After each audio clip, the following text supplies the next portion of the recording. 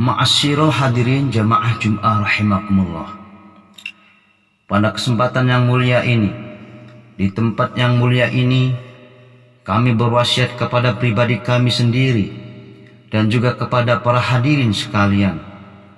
Marilah kita senantiasa meningkatkan takwa kita kepada Allah Subhanahu wa Ta'ala dengan selalu berusaha melaksanakan perintah-perintahnya serta menjauhi larangan-larangannya. Semoga usaha takwa kita bisa menjadikan sebab kita kelak pada waktu dipanggil oleh Allah Subhanahu wa Ta'ala. Kita meninggalkan dunia ini dalam keadaan husnul khotimah. Amin ya rabbal alamin. Hadirin hafidakumullah, ketahuilah bahwa Allah adalah sang pencipta, khalik alam raya. Kita semua diciptakan oleh Allah Subhanahu wa Ta'ala. Antara Allah dan kita mempunyai dimensi yang berbeda. Dimensi di sini tidak berarti ruang dan tempat, namun dimensi dalam arti esensi. Analogi untuk mendekatkan logika kita. Misalkan kita sebagai manusia dengan jin, masing-masing mempunyai dimensi yang berbeda. Tapi jin di sini masih membutuhkan tempat, ruang dan waktu. Allah tidak butuh itu semua. Allah tidak membutuhkan apapun. Allah berada pada dimensi ilahi, kita berada pada dimensi insani. Kita diberikan penutup hijab antara Allah dan kita. Bukan karena Allah jauh dengan kita yang menjadikan kita tidak bisa melihat Allah. Allah sangat dekat dengan kita, bahkan lebih dekat dari urat leher kita sendiri. Kita tidak bisa menyaksikan Allah karena kita mempunyai hijab, sehingga kita tidak bisa mengakses dimensi Allah. Walaupun demikian, Allah tetap bisa secara penuh mengawasi kita semua. Allah menciptakan semua hamba, baik dari kalangan jin maupun manusia, dengan tujuan untuk menyembah kepadanya. Dalam menyampaikan kehendaknya, Allah mengutus para nabi yang diantaranya adalah Nabi Muhammad sallallahu alaihi wasallam untuk menyampaikan risalah ilahiyah. Hikmahnya, manusia yang berada pada dimensi yang penuh hijab dan tidak sama dengan dimensi Tuhan bisa menjadi tahu atas apa yang dikehendaki oleh Allah Subhanahu wa Ta'ala melalui perantara utusannya. Contohnya adalah bagaimana Allah memerintahkan umat Muhammad untuk menjalankan ibadah sholat 5 waktu.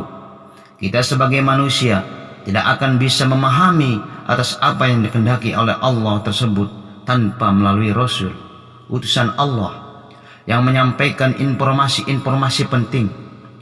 Barulah kemudian kita menjadi tahu bahwa misalnya Allah menghendaki kita sebagai umat manusia diperintah secara wajib untuk menjalankan sholat 5 waktu.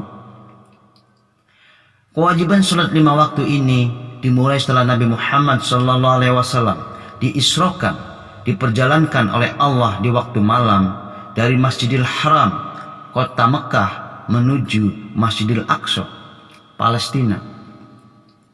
Kemudian dimi'rajkan, dinaikkan dari Masjidil Aqsa menuju Sidratil Muntaha. Perjalanan malam Nabi Muhammad ini merupakan perjalanan yang menakjubkan. Betapa tidak jika kita sehari-hari mengungkapkan syukur menggunakan kalimat Alhamdulillah, mendapatkan musibah dengan innalillah.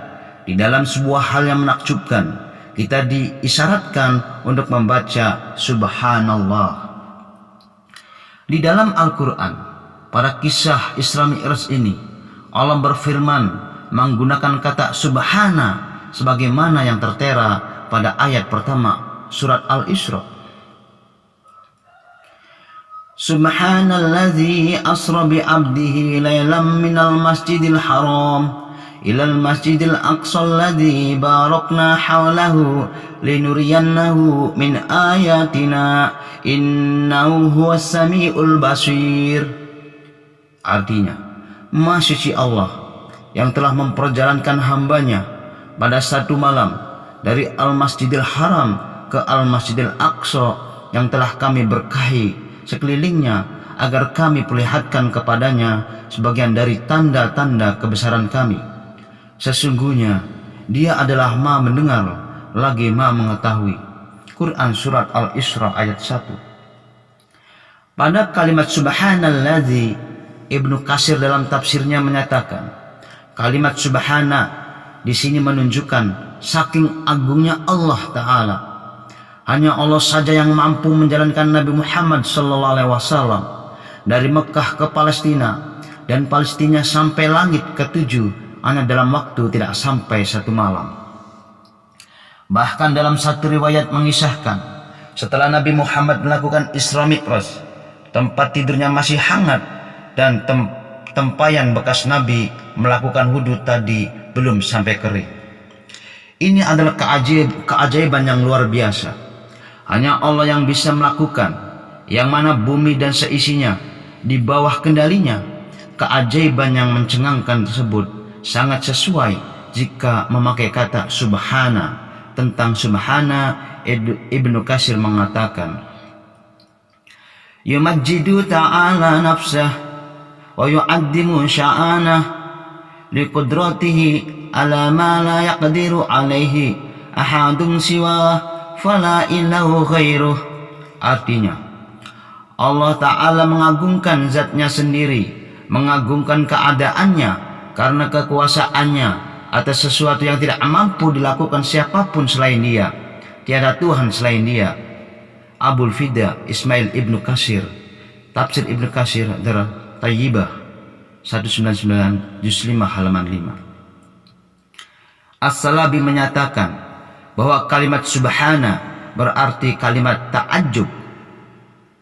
Wa yakunu Subhana bimakna ta'ajjub. Artinya, Subhana di ayat ini mempunyai arti sebuah keajaiban yang menakjubkan. Tafsir As-Salabi juz 6 halaman 54.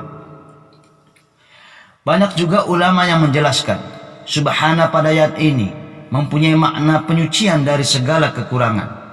Apabila dalam menjajaki kemampuan Allah dalam memperjalankan Nabi Muhammad pada malam hari dengan acuan akal yang terbatas sehingga Allah dianggap tidak mampu, maka Allah disucikan dari anggapan yang seperti demikian ini. Hadirin jamaah Jum'ah rahimakumullah. Dalam Isra Mi'raj, apakah hanya ruh Nabi ataukah ruh dan jasadnya sekaligus? Ulama berbeda pendapat. Menurut mayoritas ulama, Nabi diisrokan meliputi ruh dan jasad sekaligus. Hal ini berdasarkan apabila yang diisrokan hanya ruh saja, berarti Nabi Muhammad sama dengan mimpi. Jika Isra hanya sebuah mimpi saja, maka hal tersebut tidak merupakan kejadian luar biasa yang sampai Allah memakai istilah Subhana pada ayat di atas. Yang membuat fenomenal pada kegiatan Isra Mi'raj Nabi itu keajaiban perjalanan dengan ruang yang besar, namun waktunya sedemikian singkat. Ini yang luar biasa itu. Hadirin hafizakumullah.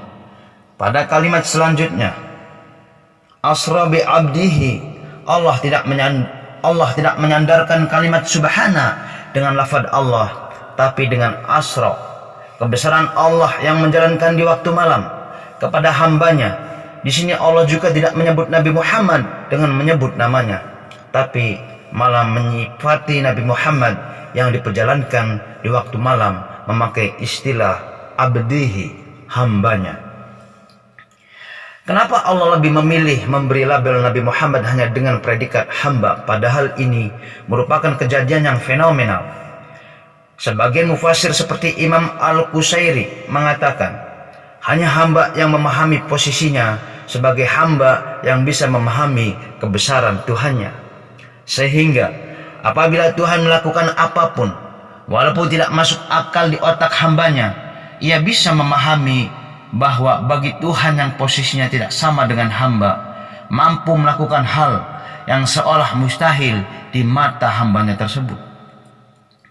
Sebagian ulama menyatakan, penyediaan status Nabi Muhammad sebagai Nabi yang prestis di sini supaya Nabi Muhammad tidak mempunyai sifat ujub. Sebagian ulama lain mengungkapkan hal ini untuk mengagungkan Allah semata dan sebagai bentuk tawadu Nabi Muhammad. Hadirin hafizakumullah, perjalanan Nabi pada Isra Mi'raj bukan atas inisiatif dan kemauan beliau, tapi murni atas kehendak Allah yang menjalankannya.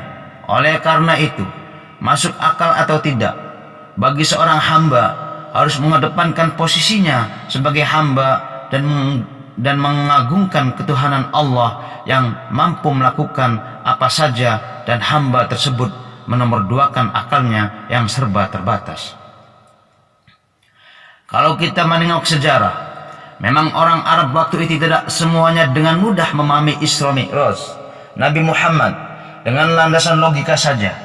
Mungkin apabila dilogikakan hari ini, di saat dunia sudah banyak kecanggihan teknologi, kita akan bisa mendekatkan pikiran ke arah sana. Dahulu, saat Isra Mi'raj ini berlangsung, masyarakat terlampau jauh untuk menganalogikannya. Bagaimana jarak antara Mekah sampai Palestina yang panjangnya sekitar 1.500 km itu hanya ditempuh dalam waktu sangat singkat. Di dunia modern ini, jarak yang sedemikian jauh, jika ditempuh dengan naik unta atau kuda, bisa berminggu-minggu. Kita bisa meringkasnya dengan pesawat yang mungkin hanya membutuhkan waktu sekitar 3 jam saja. Lebih dekat lagi, bagaimana kalau kita membayangkan teori jalannya cahaya? Pada hari ini, kita di Indonesia jika akan ke Amerika menggunakan pesawat bisa menghabiskan seharian baru sampai di sana. Namun bagaimana dengan kecepatan teknologi, telepon atau WhatsApp? Pada detik ini, kita mengirim pesan, baik gambar, tulisan, atau suara, detik itu pula sampai ke sana. Dengan logika apapun, mungkin hal seperti ini tidak akan masuk pada logika orang di zaman Nabi Muhammad SAW. Oleh karena itu, dalam urusan agama, walaupun agama itu banyak yang rasional, tapi kita tetap harus memposisikan otak kita di belakang penghambaan kita kepada Allah. Perjalanan amalan Nabi Muhammad, perjalanan malam Nabi Muhammad yang fenomenal itu menghasilkan sebuah perintah sholat 5 waktu dengan kisah yang cukup panjang. Yang perlu kita garis bawahi di sini, sholat adalah sebuah perintah yang melalui momen sakral, fenomenal. Oleh karena itu, kita harus malu jika sampai meninggalkan sholat. Kita selalu mengingat dan merayakan sesuatu dalam rangka mengingat momen-momen penting dan fenomenal dalam hidup kita. Kita lahir, sebuah hal fenomenal dalam hidup kita. Kita rayakan itu. Momen menikah yang fenomenal, kita kenang itu. Lalu Nabi Muhammad pernah mengalami suatu kejadian fenomenal dari Allah. Dalam kejadian fenomenal tersebut, Allah mewajibkan kita semua untuk menjalankan sholat 5 waktu. Dengan demikian, sholat 5 waktu bukanlah hal yang sepele seperti kita beli makanan ringan, kita sarapan pagi, tidak, tapi sebuah pekerjaan yang ditugaskan oleh Tuhan melalui perjalanan fenomenal untuk menerima tugas tersebut. Pada hari ini, saat kita menjalankan sholat, kita sedang menjalankan perintah Tuhan yang sangat besar nilainya. Itu berarti bahwa sholat bukan hal yang bisa kita kesampingkan. Mari kita jaga sholat kita. Harapan kita, kelak saat kita meninggalkan dunia ini dalam keadaan menetapi iman Islam, tidak meninggalkan sholat, kita meninggal dunia dalam keadaan husnul khotimah. Amin ya rabbal alamin. Barakallahu li wa lakum fil Qur'anil adim, wa ja'alani wa iyyakum bima fihi minal ayati wa dzikril hakim. Innahu huwa barut tawwabur raufur rahim. A'udzu billahi minasyaitonir rajim. Bismillahirrahmanirrahim. Wal 'ashri innal insana lafi khusrin illa alladzina amanu wa 'amilus solihati wa tawassaw bil haqqi wa tawassaw bis sabr.